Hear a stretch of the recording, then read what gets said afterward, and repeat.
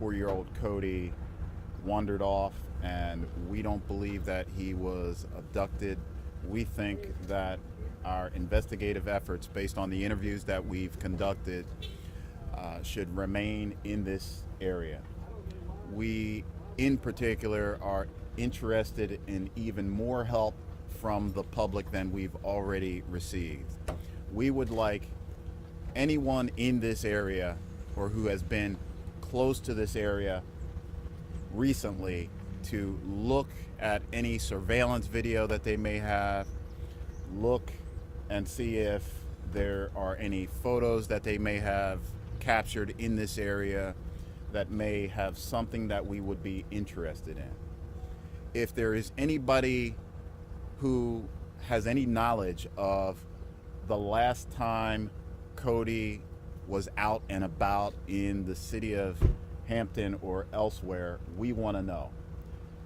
That is, at any point in time, if anyone has seen the child, that you've seen his photo, hopefully we've all shared his photo.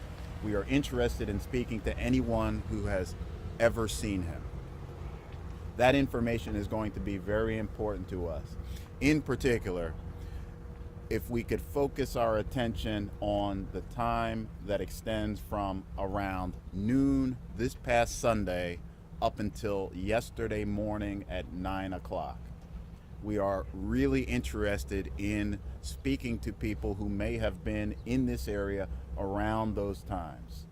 That would be very helpful to us. Sergeant Williams will talk more about how to get that information to us. And again, that's what we're going to be focusing our attention on. I will say we continue to speak to the people responsible for Cody's safety. They are still talking to us. They are still answering our questions. We still believe that they are the key to us finding out where he might be and what may have happened to him. Is that why there's no Amber Alert?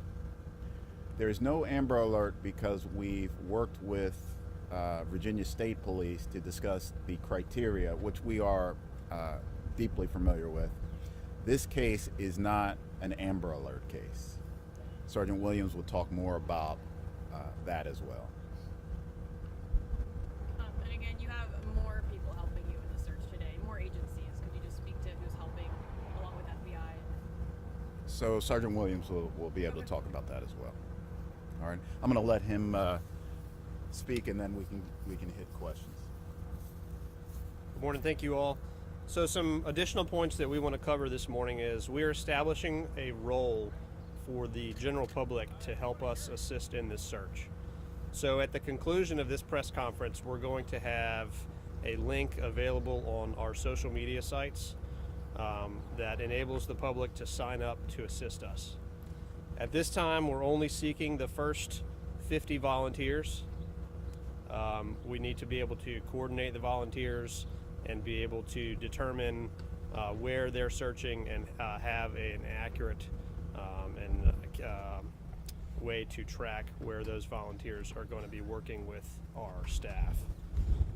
Some important things to know about that is the volunteers need to be capable of walking long distances outside in the cold weather, and we're asking them to have a valid photo ID available.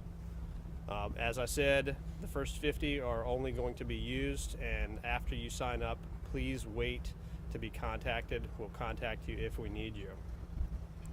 Additionally, I want to reiterate the point that Chief Talbot said about we're seeking information on when the public saw Cody last, when that was, where he was, who he was with, and what they were doing. That information is extremely important to us, and it's extremely important to the investigation.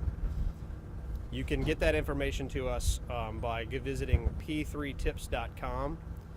You can follow the prompts on there to submit a tip to Hampton Police, and we'll be able to receive and review those tips.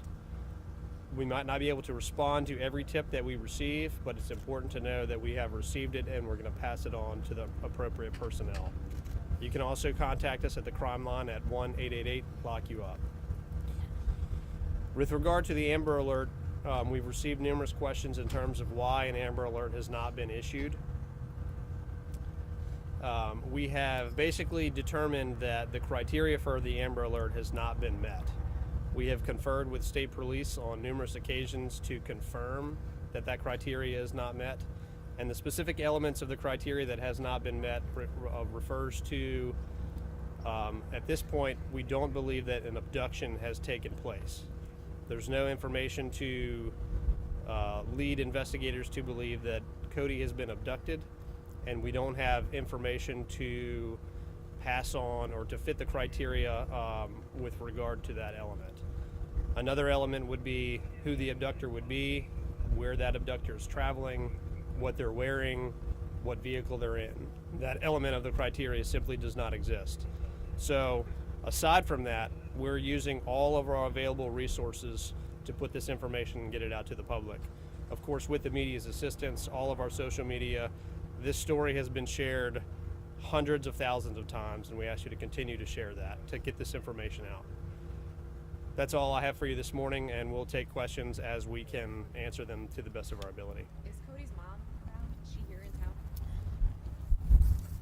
Cody's mom is in town, and we are speaking to her. And I noticed you use the language that people responsible for his safety. Is that switched from parents? Is that a different role? Or There are a number of people beyond his parents that we are speaking to. Why don't you believe he was abducted? What signs point to that? The investigation does not indicate that he was abducted. There's just no reason to believe it. We certainly are open to that as a possibility. It is not likely. So the circumstances surrounding when he was last seen, is that reliable information from his dad, or? No, it is not reliable. Is there history of neglect in the family?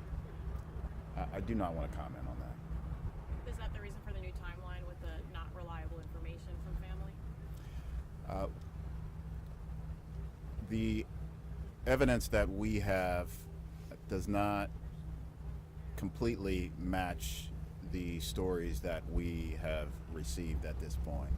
So we are opening up our focus in terms of the time that we are interested in. do you believe Cody's still alive? We will work as if he's out there waiting for us to find him. Should we read into any similarities here with the Noah Tomlin case, or? I don't have a comment. What agencies are involved in the search at this point? Sergeant Williams. So the biggest agency that has joined the search this morning is the Virginia Department of Emergency Management. They will be bringing in additional resources and personnel to assist in the search. What are those resources that they have available? Staff, equipment, mainly staff and equipment at this point. Personnel, expertise, things of that nature. Can you talk a little bit about the decision to let the community help with the search and sort of why that was made? Something involved. Sure. We have a role to play for our residents. Not only will the residents be instrumental in getting us the information that we need to figure out what happened, and make no mistake about it, the information is here. We believe the information is here. We want to bring the residents into this in a way that makes sense given our resources and given what we know. And what we learned throughout the investigative process has led us to want to bring the public in to expand the possibility of searching not only what we've already done. We're going to have them go back and look again to make sure sometime in the middle of the night we didn't miss a small detail that might be instrumental. But as I said, there's a role to play here. Can you kind of I do not have her name. narrow in on where this information is? Are we talking about, he could be here in this neighborhood, in Hampton, on the peninsula? Like, what's the circumference of this search zone? It is likely that he is here in the city of Hampton. It is more likely that he is here close to his home, which is adjacent to me here to my left and to your right. So the further that we get away from his home, the less likely it is that he's going to be found, and the less likely that we're going to find information. We haven't ruled anything out. We are searching the hardest in the areas where he is most likely to be found, obviously, but And he was living also with his dad, further right? out. That was the situation. It was just him and his dad in the house. Correct. Chief, can you expand a little bit on, you just said that the evidence does not match the stories we have heard. Can you expand on that? What do you mean by that? I think that's self-explanatory. The evidence doesn't match what we've been told, so we need to investigate further, and we need the help of the public so that we can find anybody who may have seen this child, or even anything that might be related to this investigation. We feel strongly that somebody listening can be helpful. We feel very strongly about that. Have the parents not told you enough to connect the dots on the stories that are not adding up with the evidence that there is?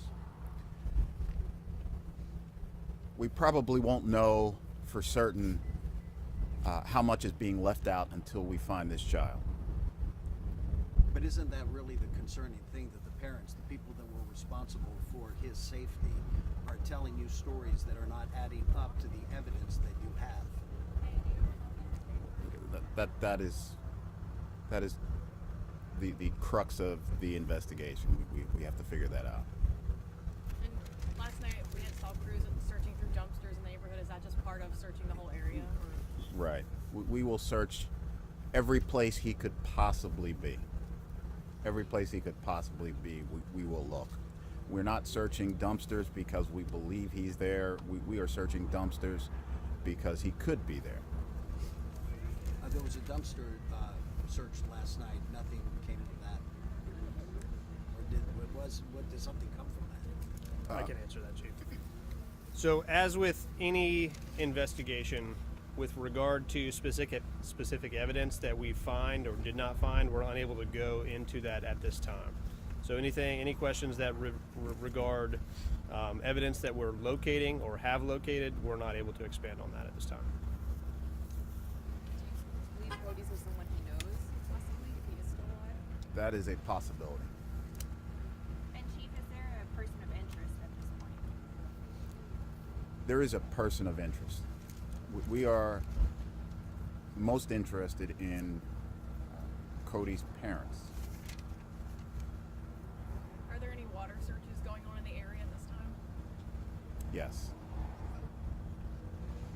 And are you doing a door-to-door search around here as well, I'm assuming? Yes. Are you all working with any other search parties that aren't related? Because I know there are some neighbors that are thinking of banding together. Yes. What was the situation with Cody's parents? They were separated or not together? Cody's parents do not live together.